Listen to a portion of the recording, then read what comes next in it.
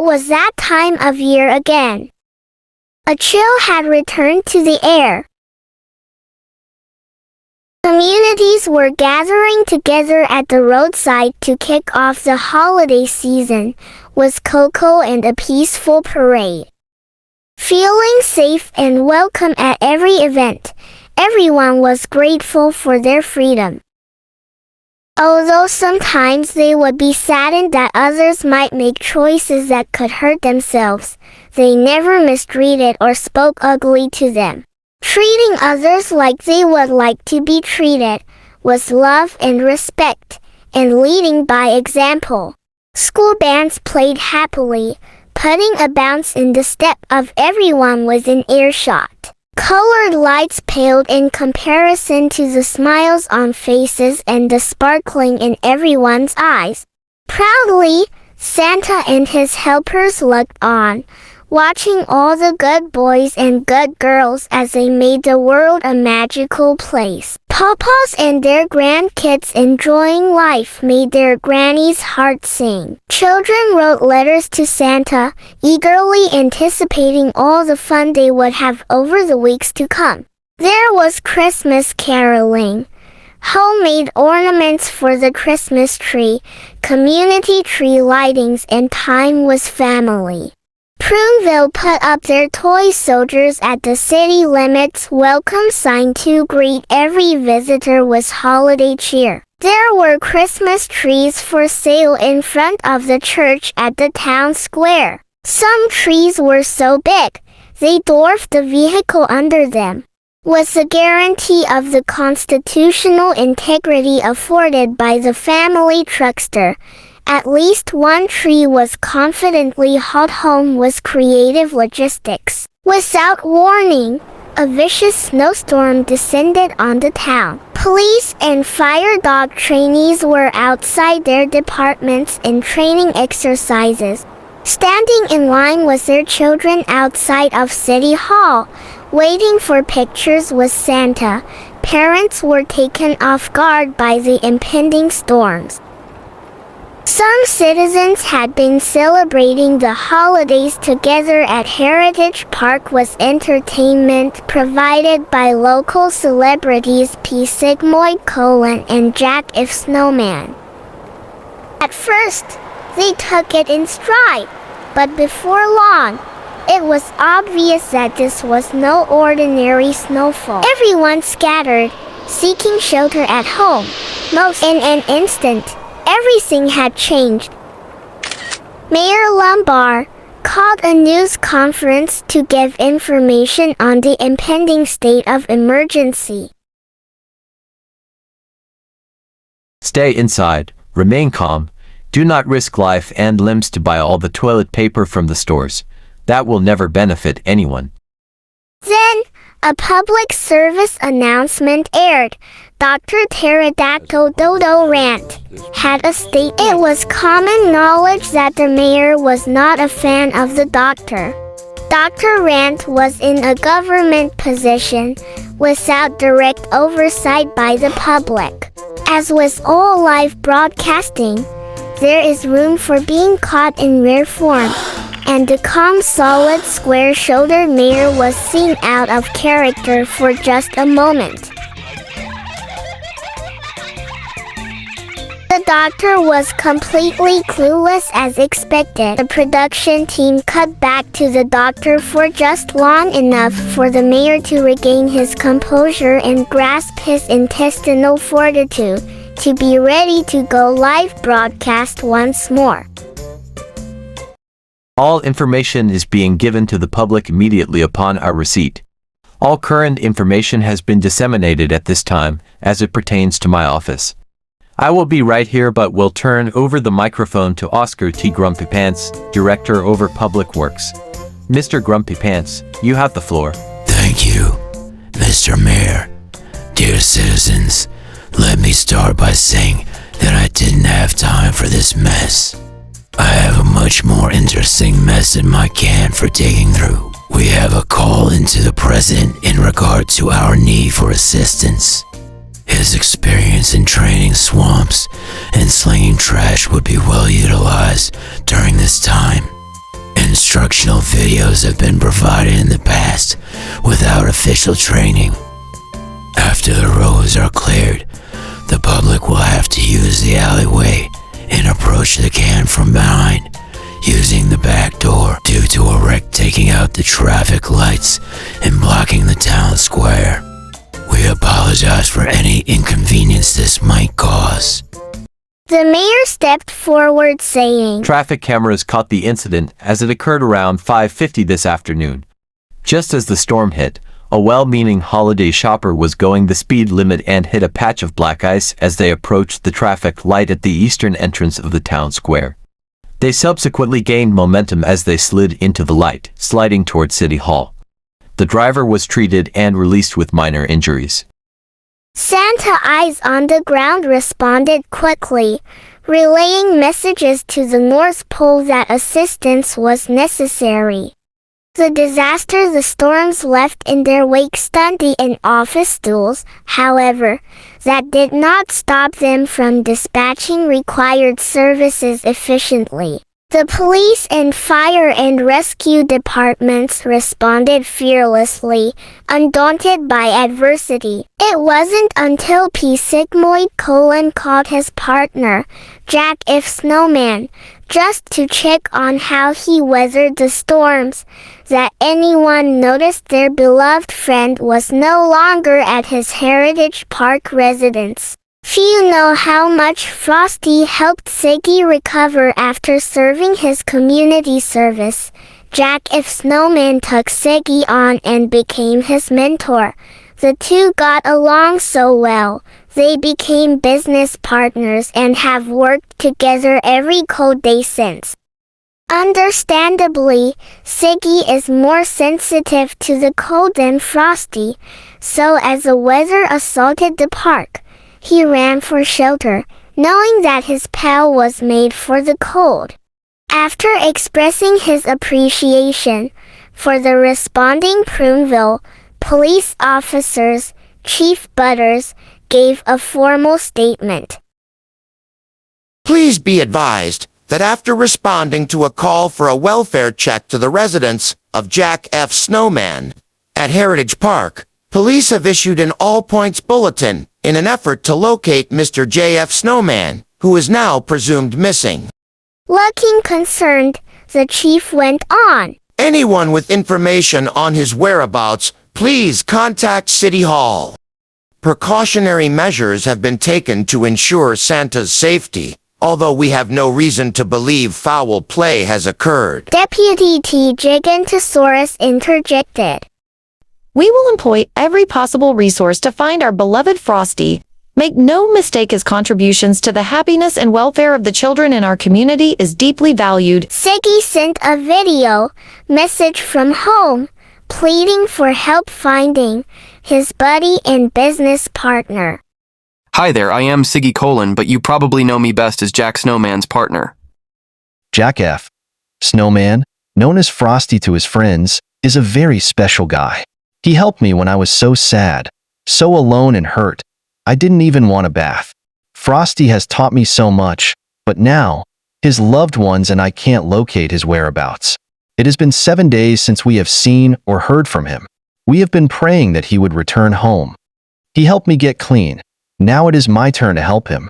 Please, if you have any information on his location, call Pruneville City Hall. Friends and family were becoming distraught, having no indication of his continued well-being. Over the course of this heart-wrenching ordeal, reruns of their adventures together played around the clock. It seemed all avenues had been explored, when a couple of moms from the Children's Read Along With Me Reading Club found a private detective in the paper and went to his office for a free consultation. How can I help you, ladies? Our friend is missing, and we are just desperate for answers to what has happened.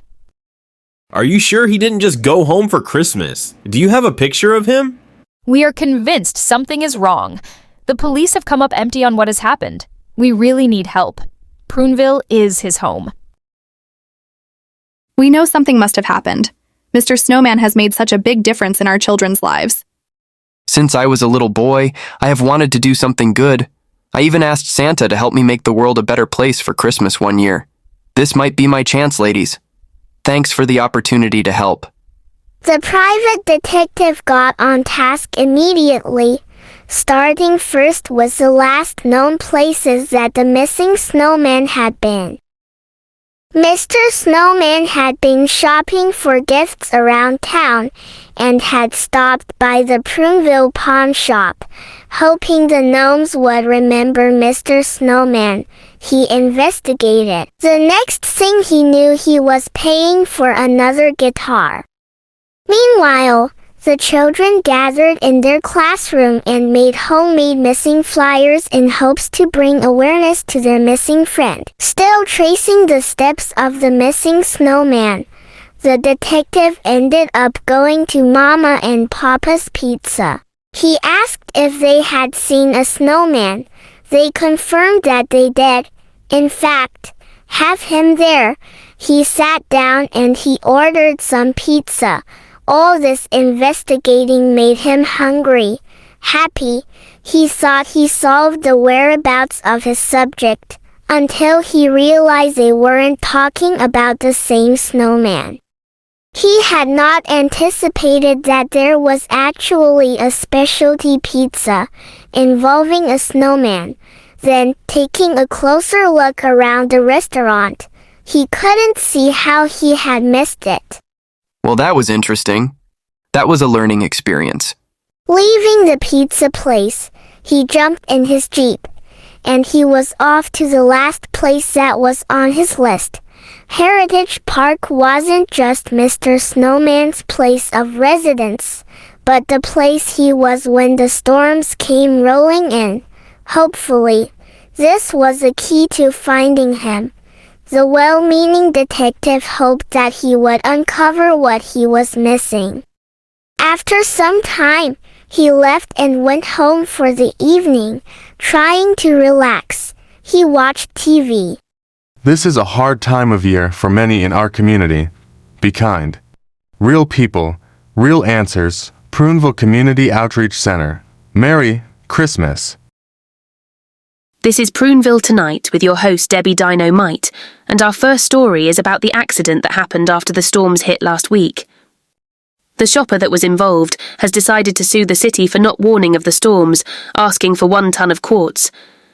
She alleges that she was mistreated by the ambulance crew, issuing a statement listing the attendants as unqualified stagehands from the Skit 3 Ghostface film company, and states that the auto repair shop the city towed her vehicle to grossly abused it, instead of repairing it as promised.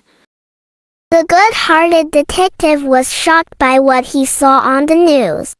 I was at the square when that accident happened, and Lizzie and Izzy, the Slizstacks, were the responding ambulance personnel that cared for her. The video they showed was her but not them. That is a car in the video, not her white truck. What is happening here? Now things started making sense. The detective realized that the people he was speaking to while looking into Mr. Snowman's disappearance weren't misunderstanding him. They were purposefully manipulating him into buying things. The pizza place was making money using Mr. Snowman's celebrity recognition. He had seen that was happening the day he disappeared. The gnomes at the pawn shop kept redirecting his attention to the guitars. Come to think of it, they denied Mr. Snowman had been there the day of the storm, although multiple witnesses reported seeing him there and getting an autograph. That is gaslighting. The news continued. The allegations against the city are completely false. We will have our day in court. We have all the evidence necessary to confront these claims and protect the taxpayers from this frivolous lawsuit. Mr. Conway Stapatian, attorney for Talinda Smiles, accident victim filed suit today, 1 week since the storms.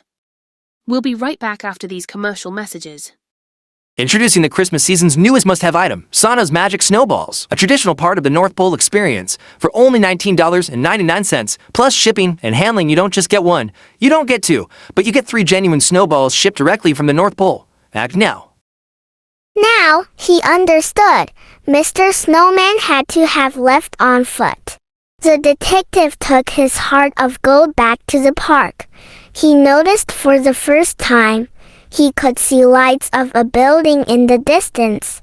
Deciding that was a direction he must have taken, he took off that way too. This time he asked about Mr. Snowman. Everyone remembered him. Oh yes, I remember him. I have the same travel plan available right here. So the determined private detective hopped on the train, headed to find Mr. Snowman. There were tons of great things to see and he enjoyed the train ride. No doubt, there were people singing Christmas carols and reading books about Christmas to the children along the way. After he finally arrived at Camp Mellon, it wasn't long before he found Mr. Snowman. What happened, Mr. Snowman? The day of the storm, I had gone shopping for gifts and was enjoying myself at the pawn shop singing, like a snowman does, and then realized that the people were doing it with me because of my job as an entertainer. That made my heart sink. I tried to blow it off and just change my focus. I was hungry, so I went to Mama and Papa's pizza place. Christmas shouldn't be about snowmen, entertainment, or new guitars. Later that day, when the storms hit, everyone ran for shelter, and I was left to endure the storm alone. Just because I am chilled doesn't mean it isn't heavy to always face those things alone. In the summer, I'm by myself in a dark freezer, waiting for the weather to change in my favor. Excuse me, my eyes are trying to flake. So, I started walking, and I walked a little more. My little legs are short. It takes me a while. I kept walking. It was a pleasant walk step by tiny step. I walked little more. I kept walking one short stride after the next, and I walked until I walked into a train station. So, I kept walking until I walked onto the train. I had so much fun just riding and singing. I watched the beauty of the world go by as we bounced down the tracks. I rode the train until I saw the pink houses and shiny camper trailers with all their lights and music. That is where you found me. For some reason, the people I love so much started speaking differently to each other, judging, condescending. They started to think only of themselves and not how they were affecting others. I miss Siggy, I miss my park, but I don't miss the feeling I was feeling. The whole focus was off-center. Excuse me, my eyes are trying to flake again. I am not an expert on anything, but Christmas really isn't about spending money, snowman-themed parties, and cute decorations. It is about an innocent gift that we did nothing to deserve, but were given in generosity and grace. I found a community here where they were so accepting. There was a cougar that prowled the melon camp and was accepted as a free-roaming member of the Pink Houses Society. They loved their neighbors as themselves, and better than that, they didn't want me for what I can do. They just enjoy me. I needed this time away to get in touch with my own feelings. I just wanted to go somewhere where nobody knows my name. I realized how grateful I am for my park, my friends, and my family, but more importantly, I had a chance to evaluate my priorities, meet new people, and have new experiences. You mentioned that summertime is difficult for you. Have you considered finding a park at the North Pole for during that time each year? I bet you could ride a train there and everything. I believe you would be surprised at how many people miss you, not necessarily what you do. There are moms panicking over your well-being, and poor Siggy hasn't left his house. Missing you has made him a recluse. Sometimes, it is easier to work out difficult feelings when you have someone to bounce ideas off of. I am here for you anytime you need suggestions, or even just someone to listen without judgment. How do you feel about going home to Pruneville tonight? The decision is all yours. I think that's a good idea. I think I have conquered my storm, but will miss all my new friends and this cougar. So then, the time had come to say goodbye to his new friends at Camp Mellon and board the train back to Pruneville. This time, as the train left the station, Both the kind-hearted detective and Jack F. Snowman had hearts full of gratitude and a renewed sense of community. It seems like the storms outside had made storms inside more triggering, and everyone in the community had been touched by those storms. There was town hall meeting scheduled for the next evening, and Mr. Snowman being home safe and sound is an item that can be checked off their list. They sat and they talked. They laughed and they shed a few snowflakes on the train rides back home, and decided that they had gotten lost in their own storms and had started to feel like they were permanent even though they weren't. They were glad that everything happened just the way it did, because they learned so much through it all. Everything was working out dandy, and, meanwhile, back in Pruneville, the city was still trying to clean up after the storms, and Linda Smiles was recovering from her accident on Pruneville Square. Everyone had been through a lot over the past 9 days, and there had been a lot to overcome. The good-hearted people of Pruneville had really started behaving out of character with the additional stress of unforeseen circumstances. Although we all have our moments where we are in our own rare form, faith and love will always prevail, even if traffic is rerouted and you have to enter the can at Pruneville City Works building from the back. Everyone was actually enjoying walking through the square, instead of driving, dressed up in warm fuzzy clothes. They even played music together. Santa's secret security eyes were still up high and watching as the citizens adapted to the changes that blew into town with all that snow. The town hall meeting is starting, and the news is going to cover it. Let's see what is happening now. Welcome to Pruneville Tonight. I'm your host, Debbie Dynamite. Welcome to our exclusive coverage of the town hall meeting. On the agenda for tonight are the lawsuit against the city, and update on the disappearance of Jack F. Snowman, and solutions for traffic flow on the square. The city has met with Miss Linda Smiles and come to an agreement, independent of her counsel, whom she does not remember commissioning for the pursuit of legal actions against the city of Pruneville. Mr. Stipation, is it true that you used artificial intelligence to convince Miss Smiles her vehicle was being destroyed at the auto repair shop? Is it true that you released false evidence? Pardon me. Oops. Was that your foot? So sorry about that. I have short legs. Hey, I am here. Everything is all right. Sorry about worrying everyone. Okay, continue whatever you were talking about. I am just glad to be back. Shush. She is on the prowl and ready to go. I believe I can confidently speak for everyone when I say we are very glad to have you back, safe and sound, Mr. Snowman. As I was saying, Mr. Stipation. Now let's sway public opinion against our sweet innocent town. Did you or did you not cause other wrecks that day chasing ambulances? Let me help you out answering my questions, sir. Hold on, Miss Kelsmowski. These are serious accusations you are making publicly. Mr. Stipation, please direct your attention to the screen and tell the audience who that is the traffic cameras recorded on the square that day. Are you denying that person on the screen is you, Mr. Stipation? That is me. But you don't understand. I was looking for work. I was not trying to cause wrecks. The wrecks happened because of the storms came from nowhere and... So, you admit that you brought false allegations to the city in regard to failure to alert the public when, in fact, there was no warning of impending storms. Take him away, guard. Well, folks, that is why Miss Kelsmowski is the city attorney.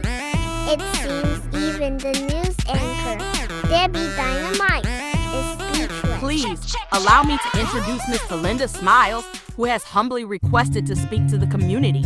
Thank you, Miss Kelsmowski. I am impressed by how well you pounced on Mr. Stipation. I am grateful for the traffic camera's view of what happened that day. Dear fellow Pruneville citizens, I wanted to take this opportunity to give you the rest of the story, which has been missing valuable insights and truths from its inception. Sadly, much of my perspective, simply put, I can't remember. Unfortunately, this led me to be misrepresented by others. In fact, I believed in falsehoods about myself, which I am still struggling to reconcile, but it is not any less my burden to bear. Nevertheless, I am going to embrace this opportunity to give my best explanation of what I experienced. I feel obligated to do so, since everyone utilizing the square on a regular basis has been affected by something I was inadvertently a part of instigating. I know how much the traffic light in the square center makes our lives safer and facilitates the activities we all enjoy during the winter holidays. I have sent a personal apology letter and rotten fruit basket to Mr. Grumpy Pants to make amends for him having to reroute his department operations to afford the use of the back door of his can. I know that alleyway is narrow and how consolidated the movement must have become. Anyone affected by this inconvenience, please accept my apologies. The day the storms rolled in, I had hoped to enjoy some quiet holiday shopping. When I started into town, it was sunny, a brisk cool breeze was all I noticed, and honestly, it was energizing. I believed I had so much to look forward to. I remember turning the heater up in the truck and hitting the defrost button, as the temperature showed to plummet on my dash. As I pulled into town, freezing rain had started pouring, and I got a little nervous. With nowhere to pull over to wait it out, I proceeded slowly into the eastern entryway of the square. Mr. Snowman, it truly is a relief to see you. I am grateful all is well. Thank you! As I was saying, I couldn't see much. The air was frothing with freezing rain and a snowy mist. I tried to keep my eyes fixed on the light, but it faded, in a split second, veiled by the precipitation. I believed that morning, I had lots to look forward to. I had adventure in my mind. I was going to buy gifts that would make the people I love smile.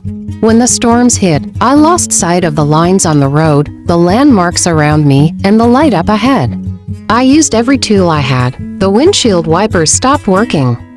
The defrosters were inadequate. I didn't start my drive to town on ice, but when I tried to tap on my brakes, I realized I was on a slippery slope. Instead of stopping, I gained momentum and at the dirt traffic light with such force, I knocked it down and my truck kept going. I hit my head so hard, I don't remember the ambulance ride.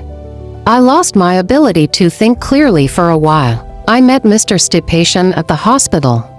It is fuzzy, but I vaguely remember him giving me a ride home. I love our community and my life in this little town. I sincerely didn't want to cause my fellow citizens the time and frustration caused by a missing traffic light or by suing the city. I apologize from the bottom of my heart. My love and loyalty rests with you all. There was a pause. Everyone was silently fixed onto Linda for a moment, reflecting, isn't that what they all did in their own way?